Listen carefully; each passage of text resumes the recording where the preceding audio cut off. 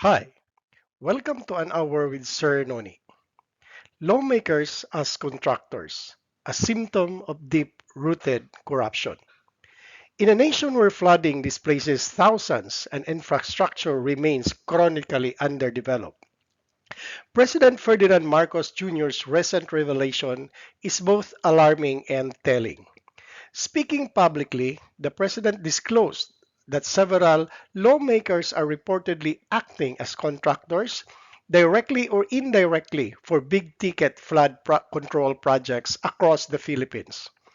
This stunning admission is not just a critique of individual wrongdoing, it is a damning indictment of a political system that continues to reward self interest over public service.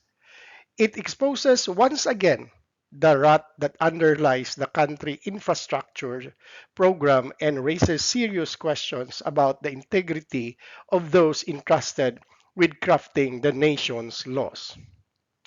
The Philippine Constitution and basic principles of governance demand clear separation between public duty and private profit. When lawmakers, those core responsibilities include budget, allocation, and legislative oversight, also stand to gain from government projects are the very foundation of democratic accountability is shaken. This kind of conflict of interest turns public office into a business venture. It transforms the national budget from a tool for development into a portfolio of profit. When a congressman backs a flood control project, is it truly to protect his constituents or to pad the bottom line? The answer to that question remains whether we have a functioning democracy or a thinly veiled kleptocracy. Flood control projects are not just necessary, they are notoriously expensive, often complex, and easy to overprice. They also tend to be awarded under emergency conditions or with little public scrutiny. These factors make them ripe for manipulation by well positioned politicians who can secure funding, influence implementation, and reap financial rewards, all while appearing to serve the public good.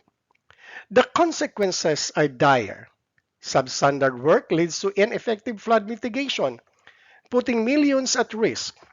Cities remain vulnerable to annual inundations, while corrupt officials walk away with padded contracts and fat commissions. In a grim irony, in a country drowning in floodwaters, it is the powerful who stays dry and profit. By publicly acknowledging the issue, President Marcos Jr. has opened the door to much needed scrutiny. But talk alone is not reform. The true test lies in whether his administration will act decisively.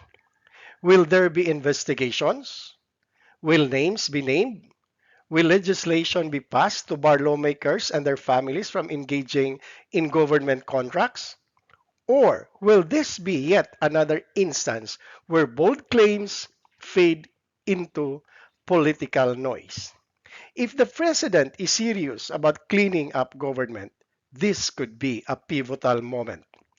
If not, it will only serve to further entrench cynicism among public already wary of empty promises. At its core, this issue speaks a crisis of trust. How can Filipinos believe in the integrity of their representatives when lawmakers are allowed to profit from the very programs they are supposed to oversee? How can the government ask citizens to pay taxes, follow rules, or endure sacrifices when public officials are allowed to bend the system for personal gain? The involvement of legislators in flood control contract is not just a scandal, it is a betrayal. A betrayal of poor families who lose their homes to flooding. A betrayal of the taxpayers whose money is siphoned by greed. And a betrayal of the democratic ideals on which the republic is supposed to stand. This moment demands more outrage. it demands action. Number one, there should have to be full transparency. The government must disclose the names of lawmakers with ties to these contracts. Number two, independent investigation. An impartial body, possibly under the Ombudsman or a special task force, must conduct a thorough probe. Number three, legal reform. A total ban on sitting legislators and their immediate families bidding for a profit or profiting from government infrastructure projects must be enforced. And lastly, number four, there should have to be public oversight. Civil society, media, and watchdog groups must continue to shine light on these practices and demand accountability.